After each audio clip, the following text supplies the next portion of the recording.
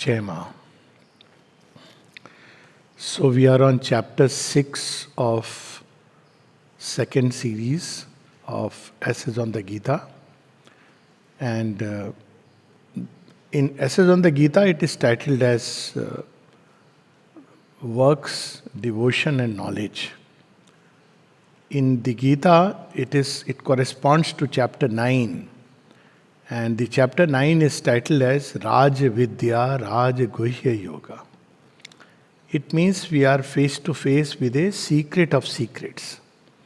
And the mother refers to it as the great secret in her conversations in Agenda, where she says that, during the time of apocalypse, and she describes a great length, she says, the great secret is that those who do not know about anything about the yoga or what was done, but they just have this faith in the divine sacrifice in matter, and they will be saved. So these are her words, very powerful words. And she mentions the Gita, and she says it has been mentioned in the Gita as the great secret.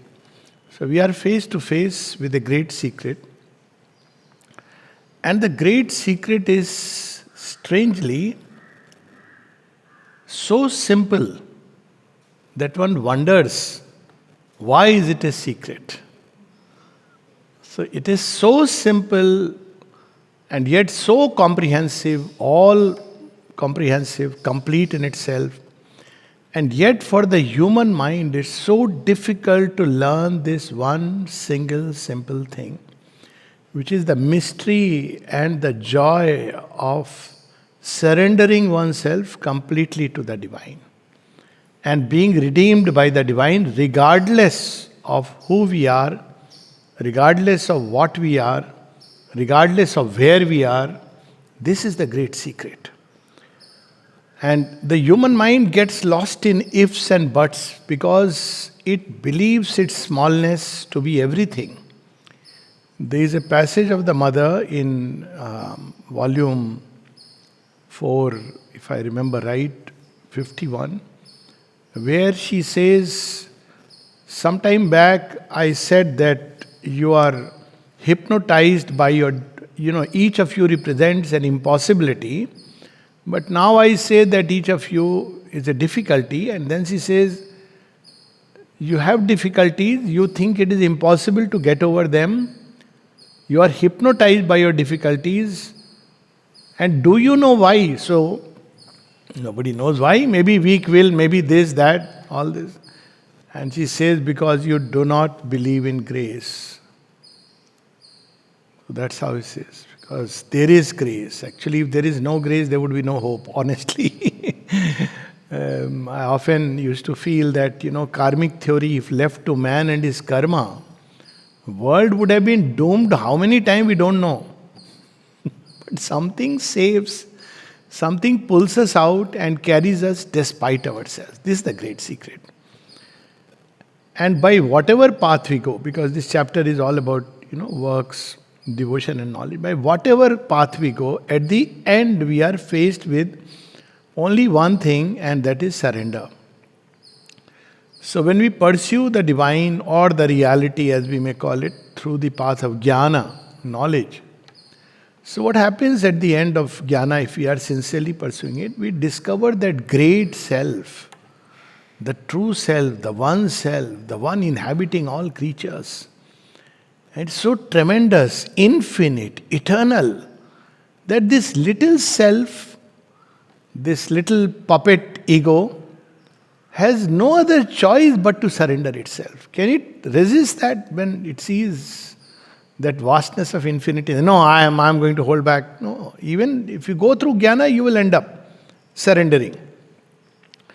If you go by the path of works, you will end up at some point abdicating all your desires to the one sole will which is operating in this cosmos.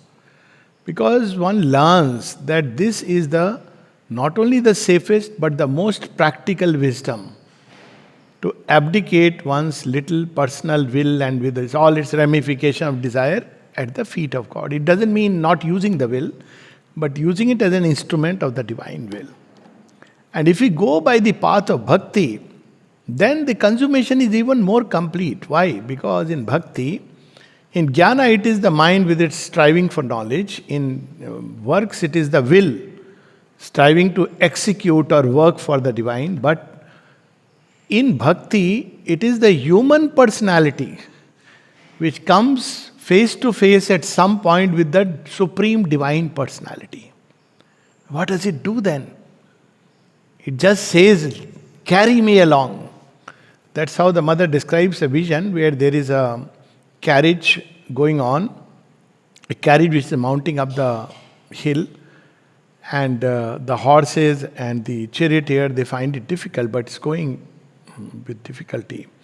So there is a person sitting there, and he says, let me push it. So she says, you please sit inside. It's beyond you to even try to push it. You sit inside. The charioteer and the carriage is already being taken uphill, whatever be the difficult task. So in bhakti, of course, in bhakti you start with surrender, you proceed with surrender, and you end up with surrender. It is understood that this surrender is not a tamasic, lazy surrender. It doesn't mean I'll do nothing, God will do everything. The problem with that is that divine has to first cure us of our laziness. Laziness and divinity don't go together. Divine is super active in the world. He is the only person who is morning to night, 24/7 and whatever active since. So lazy person cannot imagine embodying divine nature. So we have to do what Sri Aurobindo says, some self-enabling sadhana. Some self-enabling. Grace uses that as a point of support and does the rest. But if we don't do that, if we just sit and say God will do everything, then He has to first cure us of our laziness, which means blows in life, which means challenges mount, which means difficulties come more and more. Because we have just left it, you will do everything. So He'll say, okay, but I have my way, you are not leaving any options with me. So He will give a wake-up call, then shake-up call, then break-up call, all kinds of things. So this is the background, and as I said, this is a marvelous chapter. So Gita is a song. That's why it's called Gita. It's a Gita song. Song of the divine. Bhagavad Gita. So it is the song of the divine. And like a song, it rises, it sets the base, rises to a crescendo, a climax, and then it slowly, just like mother's music, it slowly sinks into the soul. First 6 chapters set the basic note. The next 6 chapters are climbing to a crescendo. We are on 9th chapter. It's right in the middle of climbing to the crescendo. The crescendo after this chapter, there is God in the power of becoming. Then the utter vision of God as the time spirit, world spirit. And then the way and the bhakta. So bhakti comes at the crescendo, the crown of everything. Sri Aurobindo uses the word crown. And then Kshetra Yoga, etc. It's like gradually, ultimately summing it up, tying up all the threads. The song is, it's... So this is where the Gita takes us, a beautiful ride, holding the divine hands. And that's what Sri Krishna says in this chapter. When Arjun asks him that you are teaching me such a simple way, difficult to believe. What about those who with great tapasya, knowledge and ascesis climb? He says, they too come to me, but through a long, difficult road. I am telling you the easier, simpler way. That's what we see, when Sri Aurobindo says, turn to the mother, open to the mother. People ask, but tell us a method. See, they are not happy. People they ask questions.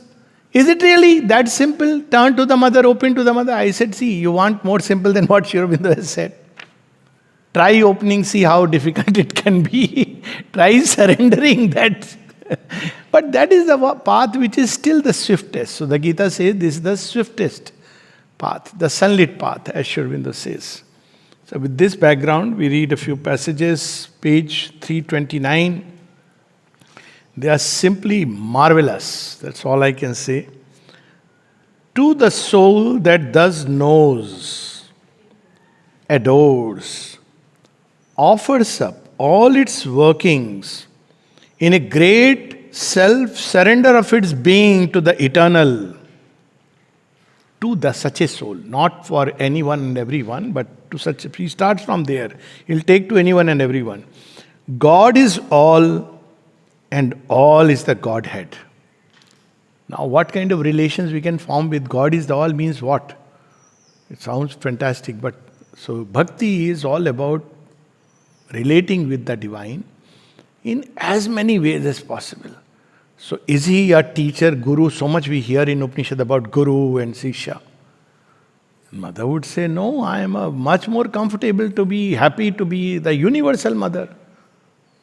So, mother is one relation. So, what are the other relations? In synthesis, he takes it to what length? It knows God as the Father of this world who nourishes and cherishes and watches over his children. So when people say, I don't have a dad or parents, I said, you have the golden chance to take them as your parents. I can tell you, he is a father beyond measure. Look at the words, nourishes and cherishes. He's not only giving impartially, okay, like those people who distribute food in the orphanages. He cherishes them, loves them, and watches over his children. It knows God as the divine mother who holds us in her bosom, lavishes upon us the sweetness of her love, and fills the universe with her forms of beauty. It's really what a poverty that humanity is deprived of this relation with God. So it's not just cherishing and nourishing. She holds to the bosom. She must fill the world of her child with beauty. She doesn't want to give suffering, pain. People say, mother, why has mother put me through it? No, excuse me. Mother doesn't put you through it. The problem is you have never really with complete faith given yourself completely to the divine. You have always held back, you have doubted, you have done this, that, and suddenly one day pop, I am going through difficulties, mother has put me through this. If you really learn to surrender, so she says, lavishes upon us the sweetness. We'll never feel any pain, never feel any lack of love. It knows him as the first creator from whom has originated all that originates and creates in space and time and relations. So, etada yoni, it is the eternal womb of all things. So, what comes from that? We are all connected with each other so beautifully. When Mother was asked, how can humanity become one? She says, by becoming conscious of its origin. And that's why religions have to go, because religions have divided. My God, my Guru, my Master, my origin. It has cut the one in pieces. Believers, non-believers, all kinds of things. But divine cannot say like that. There is a nice Meera bhajan. So where she says, Raja रूठे नगरी राखे, हरि रूठा कहाँ जासो. Heri मैं तो गोविंद के गुण गासो. So people ask him, why are you like a mad woman always thinking of Lord, Lord, Krishna, Krishna? See, I am very practical. You people don't understand. If the king is unhappy, the city will keep me. If not this city, some city, somebody will hide me and keep me. But if the divine is not pleased with me, where will I go? And of course, that mother says divine is never displeased. He always... You cannot go out of the circle and circumference of God. So here is this. It knows him as the master and ordiner of all universal and of every individual dispensation. So he is the one from whom dharma has emerged. That's why all dharma ceases when you are face to face with the divine. Sarva dharman parityajya mamekam sharanam vraja. When Dyuman Bhai, Ravindraji, so he was a pure vegetarian. Mother gave him the work of giving eggs Now, touching egg for a pure vegetarian is like, blasphemy. What to do? So people say when first he used to give egg, it was as if he's touching something very bad, horrible. Quickly he'll give it. But what was Mother saying? When the divine commands, that's what the Gita says. Kill those who are in front of you, even though they be dear to you. When the divine commands, no other dharma applies. That's why the Mother says, one who has turned to the divine has no other duty towards anyone except the divine. And the divine takes care of all else. That's the other part. And he has his own way. That comes later, Yog Shem Vahamyam. The world and fate and uncertain eventuality cannot terrify. The aspect of suffering and evil cannot bewilder the man who has surrendered himself to the eternal. God to the soul that sees is the path, and God is the goal of his journey. A path in which there is no self-losing, and a goal to which his wisely guided steps are surely arriving at every moment. Why there is no loss? Even if everything is lost, you belong to God and begin to grow into his Godhead, into his nature. So there is no loss of self. In fact, that's how Mother says, my child, true surrender does not diminish you, it aggrandizes. She's used the word aggrandizes your personality, which sounds very strange. Because it releases all the godlike elements in it, takes it to its zenith level. So though you are losing apparently your little self, you are gaining nothing less but God himself. God is few lines below. He knows the Godhead as the master of his and all being, the upholder of his nature, the husband of the nature's soul. This is what is the story of Radha and Krishna, Savitri and Satyavan. That's why even in ancient Christianity, in monastery, the nuns were supposed to be married to Christ. Similarly, with all those who turn to the divine, the Gopi, they are married to Krishna. That's how we have the 16,000 wives of Krishna. Once someone had asked me that, Krishna had 16,000 wives. I said, sadly, I wish the whole world was his wife. Me included. Because the soul is always in the feminine, out of the mystic, even in man's heart. The heavenly psyche must put off her veil and step into common nature's crowded rooms. Poor, only 16,000. Bad luck for those who didn't wed. So here it is, husband. Look at the power. The husband of the nature's soul, its lover and cherisher, the inner witness of all his thoughts and actions. God is his house and country. Just imagine. Do you belong to ashram? Do you belong to Auroville? Do you belong? I belong to Mother. And we can say with all this conviction, yes, you have to choose a place which you are destined to be for whatever reason.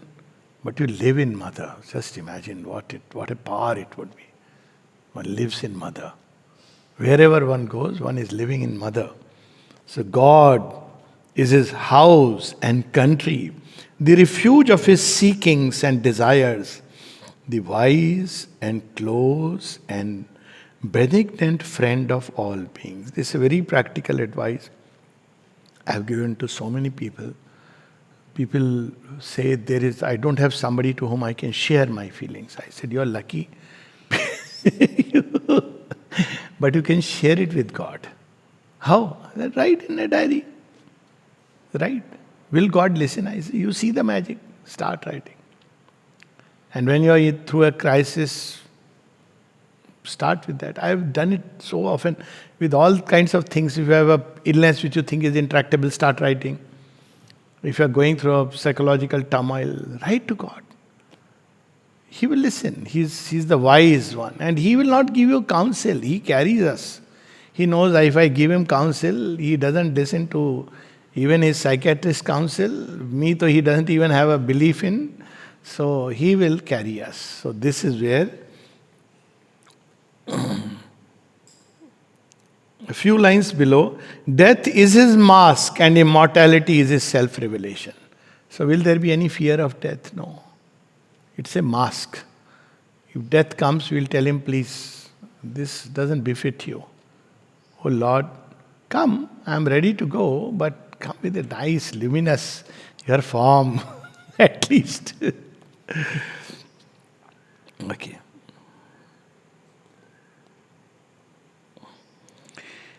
And then there is that, well, this is the description of the Godhead and the relation.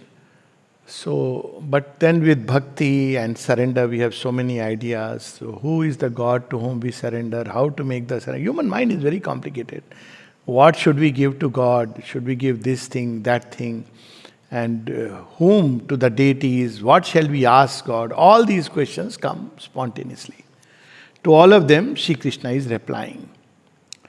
Nothing but the highest knowledge and adoration, no other way than an entire self-giving and surrender to this highest, who is all, will bring us to the highest. So the highest conception of the divine, he is everywhere, in everything, in each atom of existence, in each morsel of food that I eat, in each sip of water that we drink, in each of the manifold relations. It's nothing else but the divine. In each event and circumstance of our life, if you read Sri Aurobindo's early writing, early means for a long time this was a book which was distributed, and one of the most fascinating books, powerful books. It's Yoga and its Objects. The Yoga and its Objects. Now it is part of collected works of Sri Aurobindo, either volume 12 or 13. The whole thing is there, The Yoga and its Objects, written in 1913, before the Arya. And it's a very interesting story where mother would read it with Amrita. And Amrita he would say, we didn't know. So we were sitting next to her. She's also sitting as if, we are colleagues. But that is her greatness. And there Sri Aurobindo starts with the beginning of the yoga is the sankalp of Atma Samarpan. That I give myself to the divine. That's how when today someone asked a question, what if Satyavan refused to come back, human mind, and what did Satyavan do? I said, he did the most heroic act. He gave himself completely to the Divine Mother in Savitri and said, you carry me. He gave without doubt, with full faith. And that was it. And Savitri accepted. After that, he doesn't know. During death and everything, she carries through the journey. So, he says that when we give ourselves completely to the highest, then we come to the highest. So whenever we see God in a limiting way, for instance, mother of Sri Aurobindo ashram, yes, but she is a divine consciousness force. That's what Sri Aurobindo has himself written. We can see even the highest in a very limited way. So that's what Shri Krishna is revealing. And a few lines below, this of course we'll be taking up on Friday. Outward religion is the worship of an outward deity and the pursuit of an external beatitude.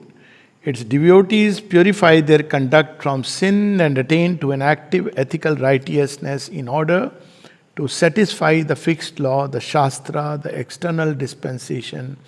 They perform the ceremonial symbol of the outer communion. So this is one thing we all know. They go to the temple and do all kinds of ceremonies, rituals, and they ask for things like progeny and wife, husband, God knows what all, food, shelter, money, all things people ask. But their object is to secure after the mortal pleasure and pain of earthly life. And if not earthly life, the bliss of heavenly worlds, a greater happiness than earth can give, but still a personal and mundane enjoyment. Though in a larger world than the field of this limited and suffering terrestrial nature, this is the ordinary religion. That you can blow yourself up, and when you go to heaven, you will get the best wine in the universe, and you will get whatever else unspeakable. They will come and satisfy your pleasure. And even the word stupid seems very dignified for people who believe in this and actually do it. But there are people who want, Are, you don't know, here you are losing, God knows what kind of pleasure. But this is what people are seeking, individual pleasure.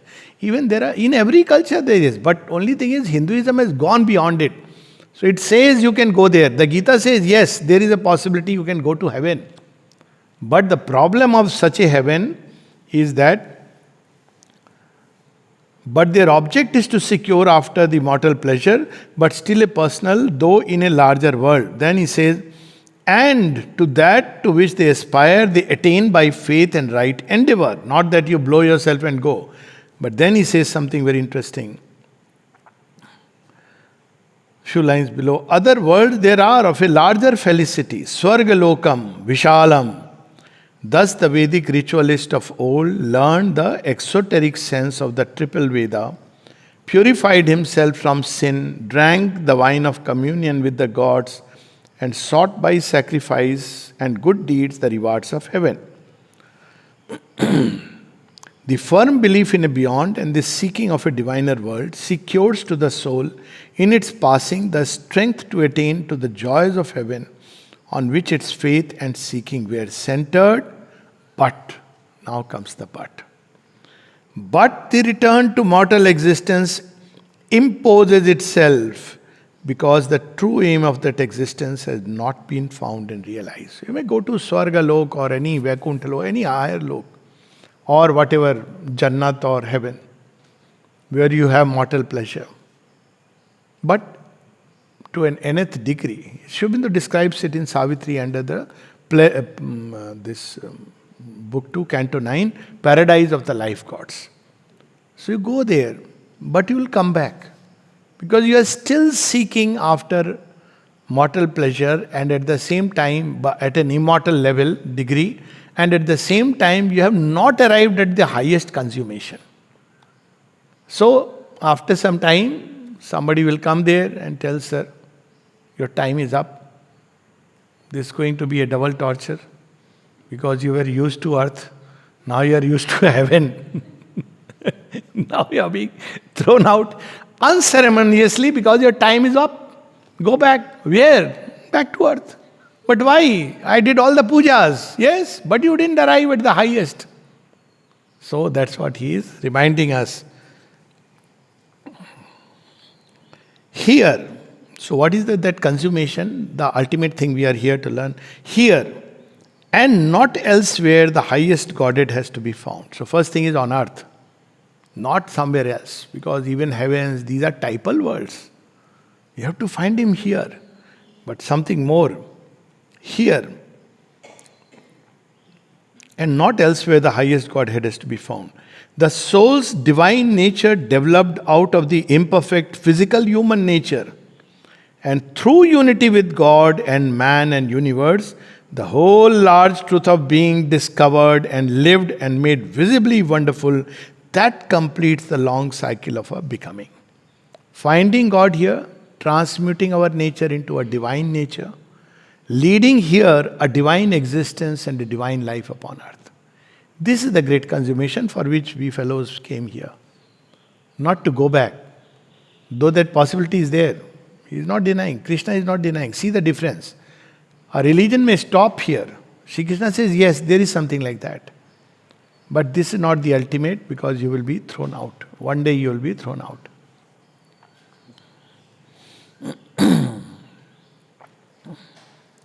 The God lover advances constantly toward this ultimate necessity of our birth in cosmos through a concentrated love and adoration by which he makes the supreme and universal divine the whole object of his living. Not either egoistic terrestrial satisfaction or the celestial worlds, and the whole object of his thought and his seeing. That's why 1929 conversations, the first conversation of the mother. Will you tell us something about yoga? She says, first thing is, why do you want to do yoga?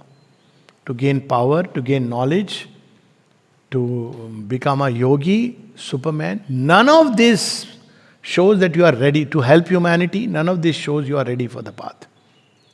This starting point of Sri Aurobindo's yoga is, he says, you have to answer this one question. is the divine, the raison d'etre of your existence. To live for the divine, for the sake of the divine, for the joy of the divine. Then this is the royal gate of this yoga. So it starts with that. To see nothing but the divine, to be at every moment in union with him, to love him in all creatures. That's how the yoga and its object starts. What is Atma Samarpan? Next passage Sri Aurobindo describes. Please read this amazing, it's like the Gita in a very short, this thing. That you have to see the divine everywhere, in everything, in every event and circumstances. Even if you cry tears of blood. That's how he puts it. Then this passage, then you are ready for that great vision. To see nothing but the divine, to be at every moment in union with him, to love him in all creatures, and have the delight of him in all things is the whole condition of his spiritual existence. This is spirituality. Not like magical powers, doing magical things and all kinds of, meditation techniques. His God vision does not divorce him from life, nor does he miss anything of the fullness of life. How he is enriching life. Nothing is lost. That's why we see in Savitri at the end in book 12. She says, heaven's touch fulfills, but cancels not our earths. We are still to each other in the last. That I am still the same to you, you are still the same. But heaven has enriched, not diminished this love. So that's how he reveals. For God himself becomes the spontaneous bringer to him of every good and of all his inner and outer getting and having. Yoga Shema Vahamyaham. LIC has taken up this statement of Sri Krishna. It's actually wrong. Sri Krishna says in a context. The context is if you give yourself wholeheartedly to God, without conditions, without demands. The only demand or condition is I want to be near you, I want to be yours. Take me completely. That's the only condition. Then God himself will take upon himself all that you need, much more than what we need, he will provide. Never will he suffer from any. I have seen such amazing stories, real stories in life. I know one story since we are in the reading of the Gita, personally known a patient, a girl who suffered from schizophrenia at a young age. And then, the father, only daughter, and father from middle, or maybe even the lower middle. And he would say, what shall I do? Should I get her married? I say, it's a very dangerous, because who will marry? And if you say the truth, and if you don't say the truth, it will be revealed all kinds of problems. And then, what his wife, she was a bit cranky, but complete trust. So one day, she had some problem. They were all in old age, entering into. So suddenly the wife says, in front of Krishna, see, I have treated you like a brother. You are the mama of my daughter. You better see to it that she gets married to a proper boy. I don't know anything. Don't ask me. I am not going to question. Now it's your responsibility. You are her mama, maternal uncle. Real story. I have seen it, not just narrated. Narrated, of course. Within 15 days, a boy walks in, literally.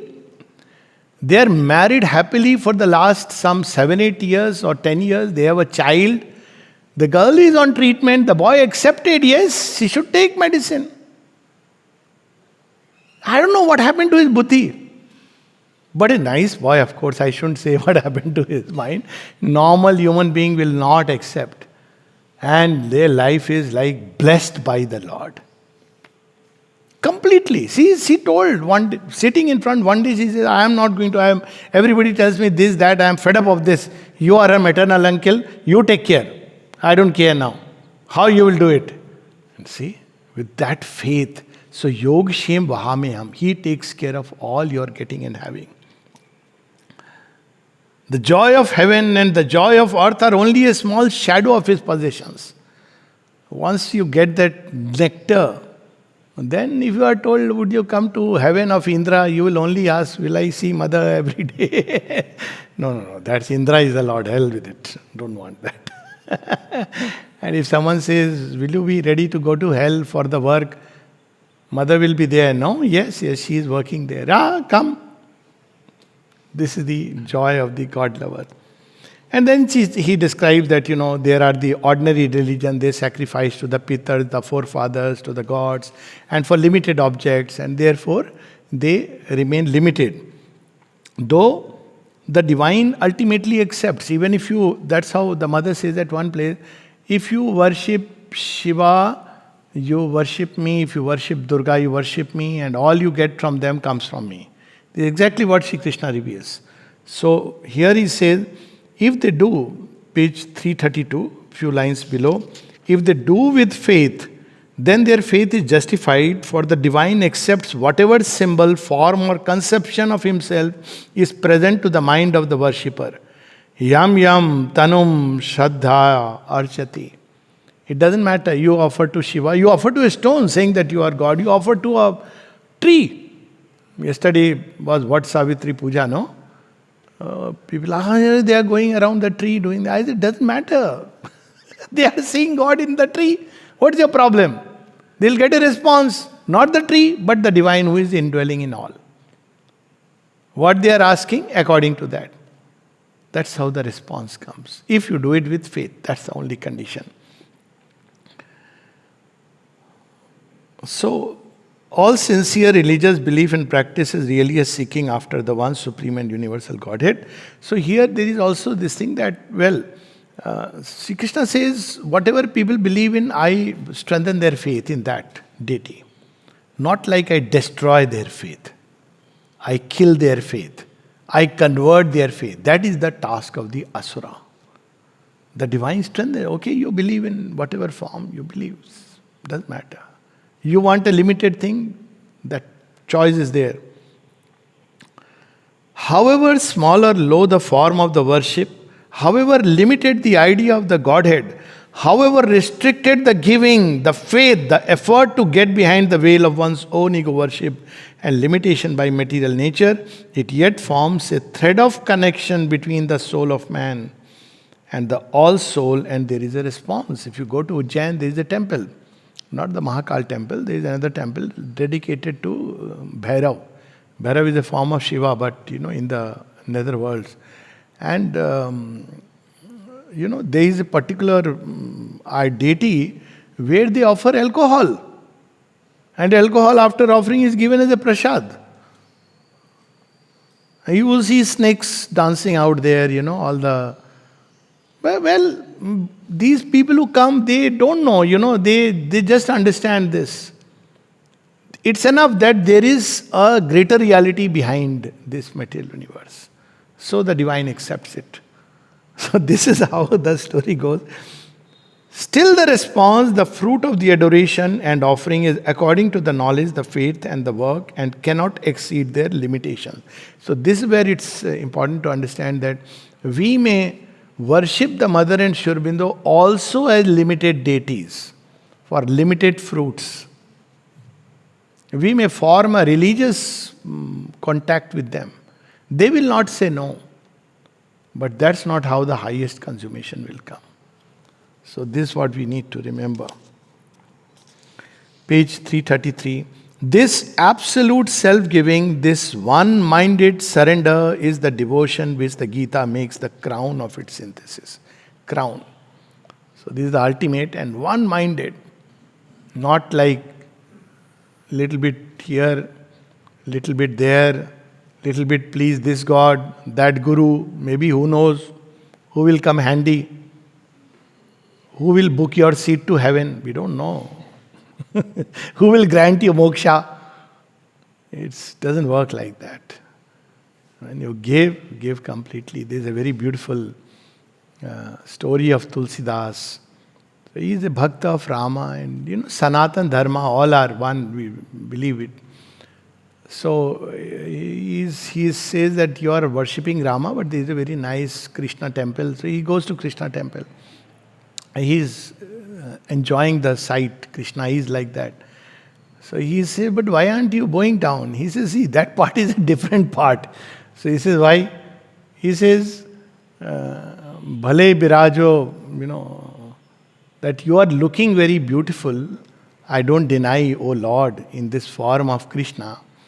But if you want me to bow down, please take the bow and arrow in your hands. Kaha kahun chavi aapki, bhale birajo nath. Tulsi mastak tab nave dhanush maan lo haath. This my way. You wear that form and come. I know you are the same. But I go through this form. So here it reconciles sectarian, fidelity to the path and sectarianism. So there is a way through which you are going, and that you see everywhere. But with complete faith, you don't need to go anywhere. So often people say, but we are wide, what difference does it make if we call this or that guru? I said, it's not about calling this or that guru. It implies that you don't have enough faith that the mother can give you all that you need. By its nature, it implies. You may not admit to yourself, it's a different thing. If you really have complete faith in her, then you won't need to go anywhere. The story of a Sufi mystic where one of his disciples has reached very high, so much so that he is likely to become the next successor. And his guru tells him, take this little letter and give it to the other. There is a guru nearby, you give it to him. So he goes and gives to this other master who opens the letter and he says, your master has written so highly of you. But I see that there is something missing in you. I'll complete it. Come, embrace me, and I am going to give you that last little thing. And the moment he says, this great would-be master steps back. He says, no. If my master has not given me this, he knows why he has withheld it. I have surrendered myself to his will, and if he has to give it, if I have to receive it, I'll receive it through him. That great master is regarded as Baba Farid, in spiritual literature. That he said, he refused. He said, I won't accept even the highest from anywhere else. This is called complete faith, total dedication, devotion. That's what is called one-minded pursuit. That's why it is a secret, so difficult for human mind. It's flip-flops. Maybe one Yogi Raj is coming. Who knows? Let me try my luck. You will only keep changing compartments in a train which never moves. Sit in one place. This train will carry you where it has to. So he says, all action and effort are by this devotion turned into an offering to the Supreme and Universal Godhead. It's the devotion in the heart. It's not like you have to keep remembering, I am giving this action, I am drinking. It's not a mental activity. You are full of that love. So whatever you are doing becomes an offering. There is a state.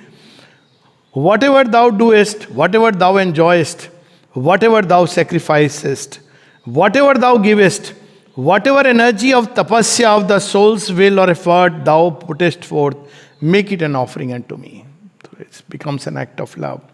Here the least, the slightest circumstance of life, the most insignificant gift out of oneself or what one has, the smallest action assumes a divine significance and it becomes an acceptable offering to the Godhead who makes it a means for his possession of the soul and life of the God lover. You see, so many people, mother has signed herself their money orders. We're surprised. 50 paise, 1 anna, she will sign the money order herself and send it. Because she knew that this is like a blessing. And the person is waiting. And there is this man who heard stories of the mother because some disciples were talking. He looked like a very, very low income person. He took out at the end when they were getting down in Chennai and he was also getting down. He said, I have never met your mother. I don't think I'll ever see her. But I have heard and I feel so happy. Please take this 1 rupee from my side and give it to your mother. So they come and give it to our mother, the Divine Mother. So mother held in her hand, she went into trance. And then she says, the divine will find it difficult to repay to this person. This is how it's not like how much money somebody is given, he gets a VIP ticket. Special darshan, deluxe darshan, special laddu. For the ordinary commoner, there is another similar kind of laddu. This is where we have to, this is the true authentic yoga.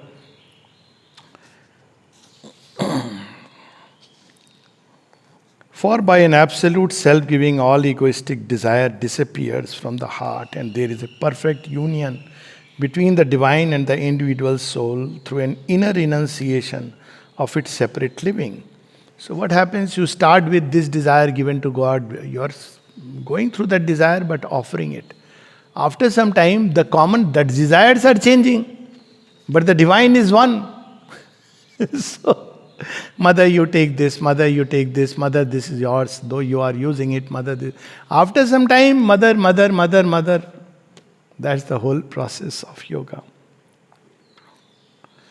And what a divine he is describing. Who is this divine? Next page, 5-6 lines below. The divine, eternal, is the inhabitant of all existences. He is equal in all and the equal friend, father, mother, creator, lover, supporter of all creatures. Only thing is that we don't receive because we close the doors. He is equal. He is the enemy of none and he is the partial lover of none. Everybody loves with as completeness. That's why when we read the stories, it's so strange. We make a distinction between this sadhak and that sadhak. Ask the people. They feel that the mother has been as completely to us. I remember meeting one of the, I can mention, Hutadi. So, she said, you don't know how mother had been like this to me, like that to me. So, two of us were there, we said, Hutadi, excuse me, she is still the same. And we, no, you don't know how special she was. I said, actually, we feel the same way that she was very special to us. She is very special to us. And she started, expanding. I said, exactly, this is how all of us feel. Not only me, everybody who has turned to her feels this way. That is the mother. Nobody is very special to her in that sense. But everybody feels that she is so special to me. That's the story of all the gopis dancing with Krishna. I said, she is not, she gives completely. How much you will receive, it's up to you. How much you will benefit by her giving is a different thing. God may walk into your room and you may end up asking a penny. Or God may walk into your room and you may say, I want nothing, I just want to accompany you wherever you are going, come, take me. That's the difference. But he gives himself equally. He is the enemy of none and he is the partial lover of none. None has he cast out. None has he eternally condemned. None has he favored by any despotism of arbitrary caprice. All at last equally come to him through their circlings in the ignorance. But it is only this perfect adoration that can make this indwelling of God in man and man in God a conscious thing and an engrossing and perfect union. So from his side, everybody he gives himself. But the perfect adoration if you have, then only you take that's how you can encash the opportunity given to us. Love of the highest and a total self-surrender are the straight and swift way to this divine oneness. Let's see. So categorical. Love of the highest and a total self-surrender are the straight and swift way to this divine oneness. See, this is what Sri Aurobindo is writing all through. So sometimes I wonder what are the methods people are teaching all over. In the name of Sri Aurobindo and the mother. And then they go to, living in the presence and, moment or all kinds of things. So people ask me what I said, please read Sri Aurobindo and the mother. They have shown us a much simpler, direct, straight, swift path. Of course, they don't deny if you want to go through circling and meanderings, it's okay. You can come down straight in the Savitri Bhavan all step by step, or you can go through each of the stairs and come. Choice. Or you may just enter and turn away. To each his own choice. But this is the path. Easiest path. Few lines below. All have access to this gate. All can enter. Into this temple, our mundane distinctions disappear in the mansion of the all-lover.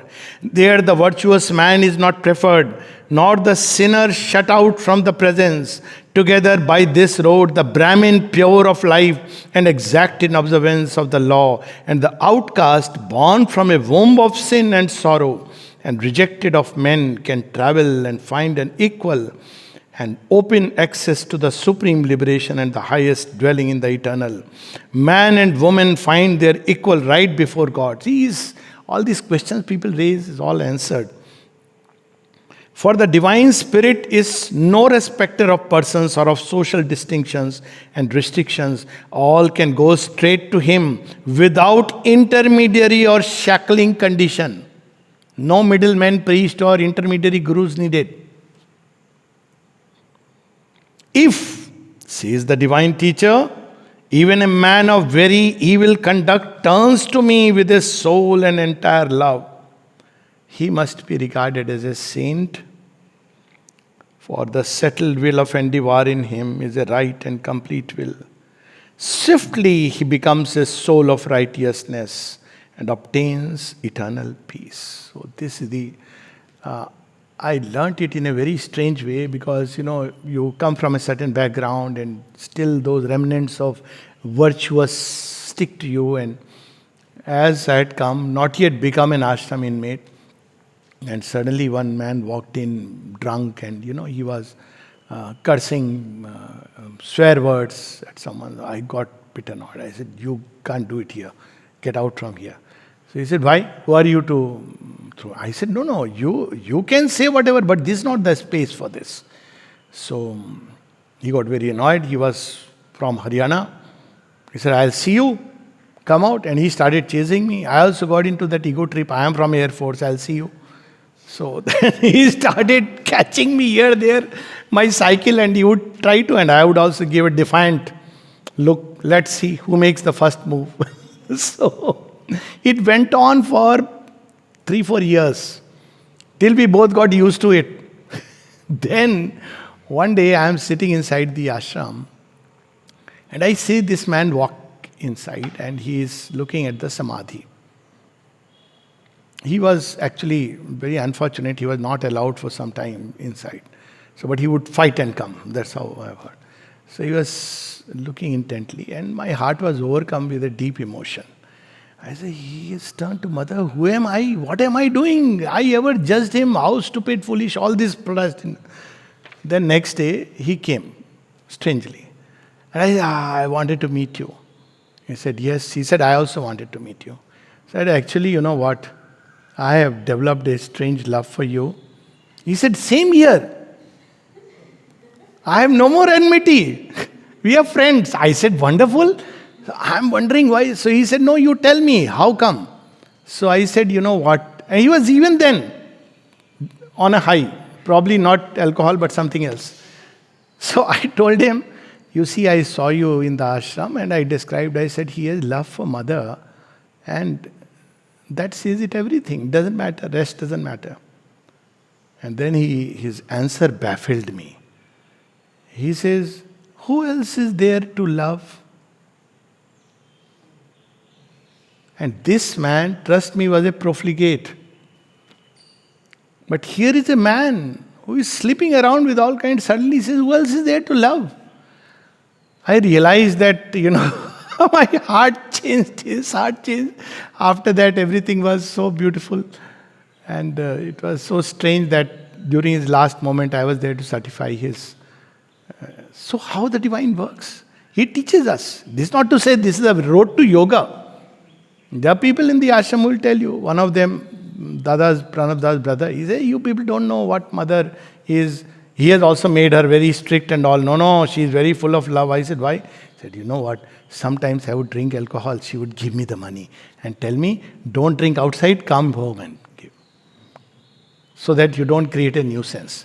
Now, it's not that mother is justifying alcohol. But she accepts all who turn to her with love and takes each one along their own way. And it's not our business to judge or condemn. This is not to say that integral yoga's royal rod is through the Tevan. But as men approach him in whatsoever faith, so he receives them. This is the whole thing. And next page, 335, that the will of self-giving forces away by its power the veil between God and man. It annuls every error and annihilates every obstacle. All the theory of karma goes out of the window. He annuls every error and annihilates every obstacle. Those who aspire in their human strength by effort of knowledge or effort of virtue or effort of laborious self-discipline, with which we started, grow with much anxious difficulty toward the eternal. This is the baby monkey attitude. I am doing meditation so much. I am wearing only white dress. I am eating only vegan. I am, I. So basically at the end of the word I, I am doing effort. Now he says that those who do this grow with much anxious difficulty toward the eternal. But when the soul gives up its ego and its works to the divine, God himself comes to us and takes up our burden. So then if you say, I know nothing, I can do nothing, I am nothing, then he says, okay, wait, I come and take you. So at the end, if you ask such a person what sadhana you have done, he says, I don't know. I don't know what is yoga, I don't know what is sadhana. That's how Sri Aurobindo says. I don't know what is bhakti, I don't know what is, I am not a jnani, I am not a yogi, I am not a bhakta. Who am I then? I am a leaf driven by the breath of the God. And then toward the end, he says, to the ignorant, he brings the light of the divine knowledge. To the feeble, the power of the divine will. To the sinner, the liberation of the divine purity. To the suffering, the infinite spiritual joy and ananda. Their weakness and the stumblings of their human strength make no difference. This is my word of promise, cries the voice of the Godhead to Arjuna, that he who loves me shall not perish. So beautiful it is. And then he says there are people who prepare themselves, but even without this preparation, all who take refuge in the divine lover of man. How is describing? The master of man and his infinite lover is close to our hearts had we vision to see. We are lost in the pride and the pomp of our passions. We are bound by our thoughts where we hold ourselves free. He says, all who take refuge in the divine lover of man, the Vaishya once preoccupied with the narrowness of wealth getting and the labor of production, the Shudra hampered by 1,000 hard restrictions, woman shut in and stunted in her growth by the narrow circle society has drawn around her, self-expansion. Those two, Papa Yonaha, on whom their past karma has imposed even the very worst of births, the outcast, the pariha, the chandal, find at once the gates of God opening before them. What else can be said?